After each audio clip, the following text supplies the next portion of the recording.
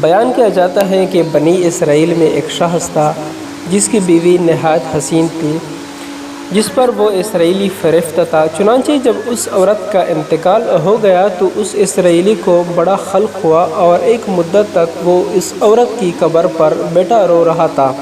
اتفاقاً حضرت عیسیٰ علیہ السلام کا ادھر سے گزر ہوا تو انہوں نے اس اسرائیلی کو پریشان حال دیکھ کر اس کا سبب معلوم کیا۔ جب اسرائیلی نے اپنا واقعہ بیان کیا تو حضرت عیسیٰ علیہ السلام نے دریافت فرمایا، کیا تو چاہتا ہے کہ میں اس کو تیرے لیے زندہ کر دوں؟ اس نے عرض کیا کہ ہاں حضور، یہی میں چاہتا ہوں۔ چنانچہ جب حضرت عیسیٰ علیہ السلام نے اس قبر کے مردے کو آواز دی تو قبر سے ایک حبشی غلام جس کے ناک کے نتنوں، آنکھوں اور جسم کے دوسرے سوراخوں سے آگ کی لپٹیں اٹھ رہی تھی۔ حضرت عیسیٰ علیہ السلام کو دیکھتے ہی غلام نے کلمہ پڑھا کہ لا الہ الا اللہ عیسیٰ روح اللہ۔ اسرائیلی نے یہ دیکھ کر عرض کیا، حضور مجھ سے غلطی ہو گئی، میری بیوی کی قبر تو دوسری ہے۔ یہ سن کر حضرت عیسیٰ علیہ السلام نے حبشی کو حکم دیا کہ تم اپنی قبر میں واپس جاؤ۔ چنانچہ وہ مردہ ہو کر گر گیا اور اس کی قبر کو مٹی سے چھپا دیا گیا۔ پھر حضرت عیسیٰ علیہ السلام نے اس دوسری قبر کی جانب توجہ فرمائی اور حکم دیا، اے صاحب قبر، اللہ کے حکم سے زندہ ہو جا۔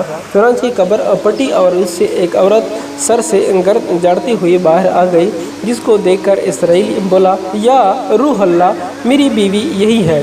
اور حضرت عیسیٰ علیہ السلام کے حکم سے وہ اسرائیلی اپنی بیوی کو ہموارہ لے کر واپس ہونے لگا، مگر عرصے سے جاگا ہوا تھا، اس لیے اس پر نیند کا غلبہ ہو گیا اور اس نے بیوی سے کہا کہ تیری قبر پر گریہ وزاری اور بیداری نے مجھے ہلاک کر دیا ہے، اس لیے میں چاہتا ہوں کہ کچھ دیر آرام کر لوں۔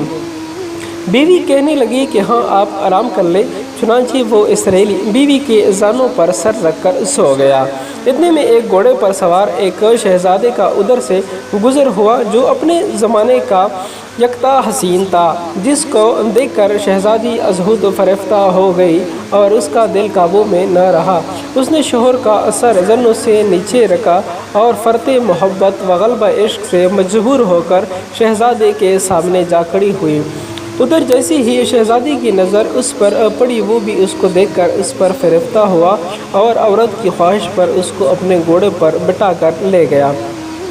چنانچہ اس کے شوہر نے بیدار ہو کر جب اپنی بیوی کو نہ پایا تو نہایت پریشان ہوا اور اس کے ملنے کی تدبیر سوچنے لگا۔ سوچتے سوچتے آخر اس کے نشان قدم پر چل کر اپنی بیوی کو تلاش کر لیا، جو شہزادے کے پاس جا پہنچی تھی۔